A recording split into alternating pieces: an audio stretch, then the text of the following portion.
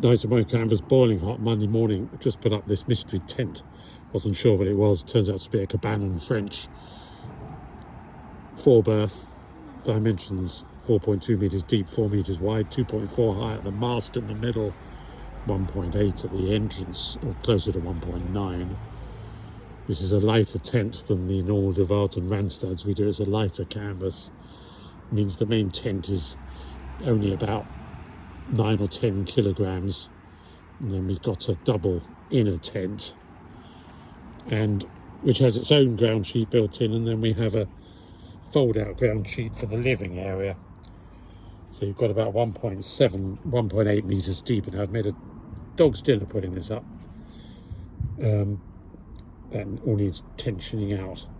Some of the little rubbers that hold these out were missing, and I'm going to replace all of them. So that fits to the central mast, as usual, zips along the bottom so you can open the front light up. Then the main tent has a single door in the middle, window with mesh above either side. As you can see with the zip down cover, so you can darken it at night. There's a also a mesh here which is clipped up on there. It can also be clipped down if at night you want a bit of air. You can bring this zip round and leave the top quarter of the door open and bring this mesh down, clip it on there to keep the insects out. So besides those rubbers, everything is good order, nothing's torn or repaired or anything like that. Apologies for the dreadful job I've made putting this up. But everything is there.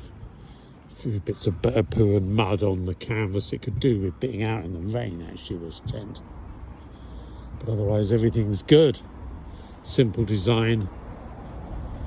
Plenty of room for a young family.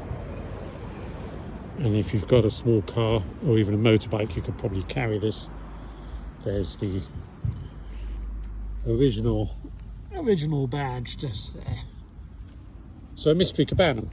Somebody will probably know what it is with those dimensions, but I don't. There it is, a Cabanon 4-berth.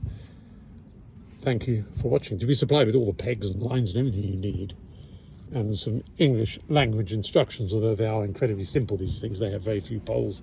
Pull the entrance up on these door poles with the one across the top, and then you can get in and put the mast up through, which has a rubber bung which sits in a sort of socket. I think that's quite a good design.